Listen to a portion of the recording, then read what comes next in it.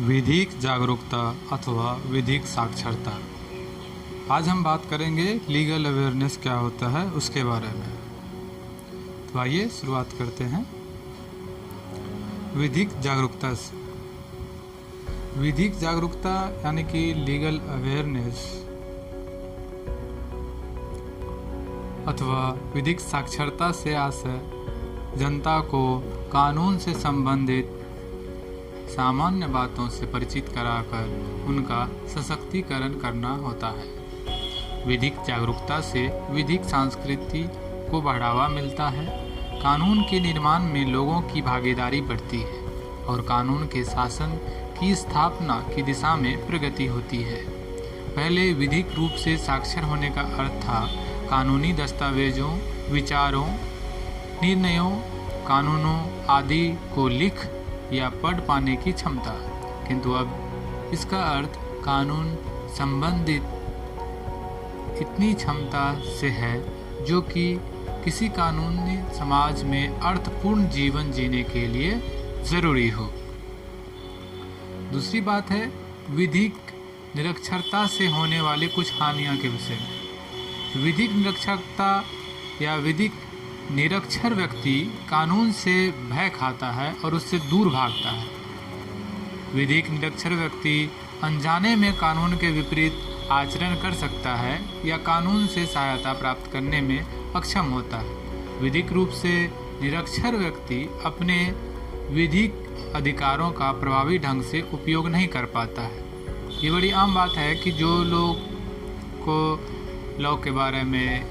Legal aspects के बारे में पता ही नहीं है, वो या तो डरेंगे या इससे दूर भागेंगे और जो उनका राइट्स है उसे भी वो सही तरह से इस्तेमाल नहीं कर पाते हैं। तीसरी है विधिक साक्षरता क्या है और कैसे है, ये हम जानेंगे आगे।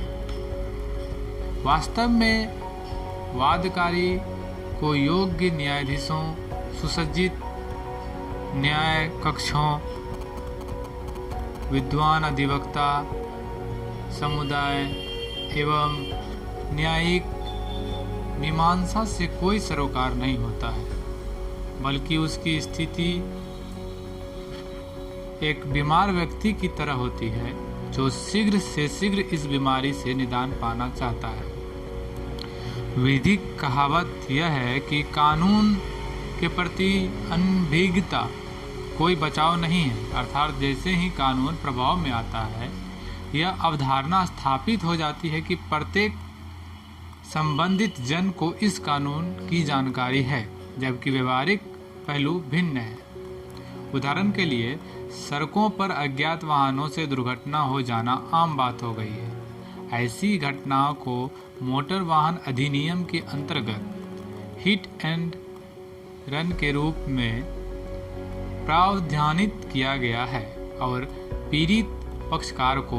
अनुतोष धनराशि उपलब्ध कराने की व्यवस्था भी की गई है, परंतु इस प्राविधान की जानकारी न होने के कारण प्रायः इस प्राविधान का लाभ दुर्घटना से प्रभावित व्यक्ति नहीं उठा पा रहा है। ऐसे ही बहुत सारी ऐसी सुविधाएं हैं जो आम व्यक्ति के लिए दी गई है और आए दिन होती रहती है, जैसे बाढ़ से पीड़ित लोग, जैसे किसी दुर्घटना से लोग, जैसे गैस सिलेंडर के फटने से, जिसमें कि उपयुक्त धनराशि देने का भी प्रावधान है, लेकिन इसका लाभ आम लोगों को जानकारी के अभाव में नहीं मिल पाता है। अब आगे हम लोग देखेंगे कि इस विषय में क्या किया जा सकता है। अतः जनमानस में प्रचार प्रसार के द्वारा अद्यतन विधि विधानों से आम जनता को अवगत कराया जाना विधिक साक्षरता कार्यक्रम का प्रमुख उद्देश्य होता है। यानी कि जो नियम लोग नहीं जानते हैं, जो कानून जो उनके लिए फ़ायदेमंद है, जो अधिकार वो नहीं जानते हैं, लीगल अवेयरनेस का मतलब यही है कि उनको उनके बारे में बताना, जागरूक करना, तरीका किस तरह से उन्हें फ़ायदा होता, किस तरह से उन्हें इनका लाभ मिलेगा, किस तरह से वो इनके लिए कोशिश कर सकते हैं, या जो घटनाएं उनके साथ हुई है उनका किसी तरह से उपयुक्त धनराशि या प्रोत्साहन या फिर आश्वासन के लिए कुछ मिले, इस तरह की बहुत सारी सुविधाएं भारतीय कानून में है जिनका लाभ लोगों को प्रभावी ढंग से मिलना चाहिए। वही लीगल अवेयरनेस होता है कि इनके बारे में जानकारी आम लोगों तक पहुंचाना। विधिक सेवा प्राधिकरण अधिनियम 1987 की व्यवस्था के अनुसार विधिक सेवा कार्यक्रम के अंतर्गत न केवल कमजोर व्यक्तियों को विधिक सेवा उपलब्ध कराया जाना शामिल है, बल्कि भारत के सुदूर एवं ग्रामीण अंचलों में कैंप लगाकर आम जनता को विभिन्न विधिक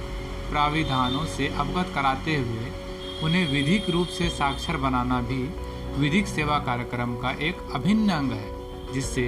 विधिक साक्षरता कार्यक्रम के रूप में जाना जाता है। यानी कि लीगल अवेयरनेस या लीगल नॉलेज के तरफ से लोग प्रोग्राम के तहत लोग इस कार्यक्रम को भी करते हैं। अब हम आपको बताते हैं कि जस्टिस फॉर सोसाइटी भी इस तरह के संस्था के तहत काम करती है, इस तरह के कार्यक्रम के अंतर्गत काम करती है, जहां पर लोगों को सबसे बेस्ट सर्विस प्रदान किया जाता है। यहाँ एक से एक लॉयर, ग्रेट लॉयर की टीम बैठती है जो आपको आपके किसी भी प्रकार की कानूनी सहायता करने के लिए सक्षम है। दूसरी क्या है कि यहाँ पर फ्री लीगल सपोर्ट भी अवेलेबल है, यानी कि अगर आप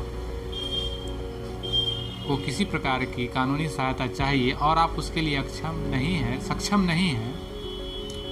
और आपको फाइनेंशियली और मेंटली और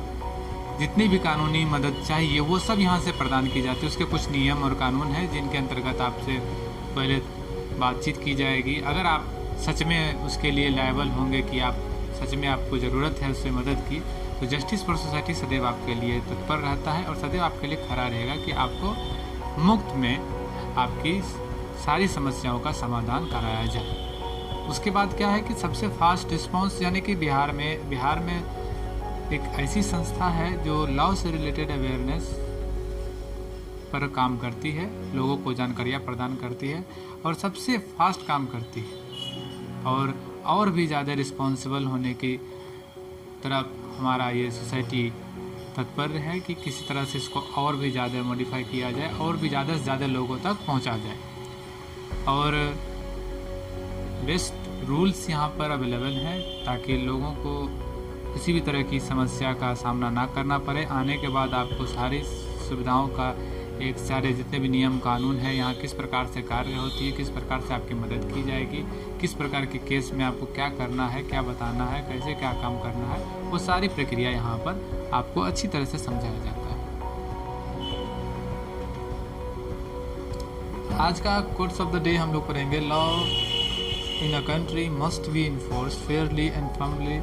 फॉर एवरीवन। ये अल्फ्रेड टोरेस ने कहा था कि किसी भी देश में कानून को एकदम सशक्त तरीके से और एक बराबर तरीके से और सही तरीके से सभी पर लागू करना चाहिए, तभी वो देश आगे बढ़ सकता है। हमारा रिपोर्ट भी आप देख सकते हैं जो कि लगातार आगे की ओर है। 2019 से 2022 तक में रिपोर्ट में आप देखेंगे कि लगातार लोगों को ज़्यादा से ज़्यादा लोगों तक हम लोग पहुँच रहे हैं और ज़्यादा से ज़्यादा लोगों की मदद करने की कोशिश कर रहे हैं। इस प्रकार के किसी भी प्रोग्राम या फिर प्रॉब्लम, अगर आपको कानून से रिलेटेड किसी भी तरह के केस से रिलेटेड अगर कोई भी समस्या होती है या फिर आपको किसी भी प्रकार के लॉयर से सुविधा चाहिए, पटना हाई कोर्ट, बिहार में कहीं भी किसी भी कोने में आपको किसी भी तरह की समस्या होती है तो आप हमारी संस्था को दिए गए नंबर स्क्रीन पर है, उनसे संपर्क कर सकते हैं और आपको पूरी हद तक कोशिश की जाएगी कि आपको ज़्यादा से ज़्यादा सेवा का लाभ मिल सके और किसी भी प्रकार की असुविधा ना हो और कम से कम खर्च में भी आपका काम करवाया जा सके। तो मिलते हैं इसी के साथ अगले वीडियो में, तब तक के लिए धन्यवाद।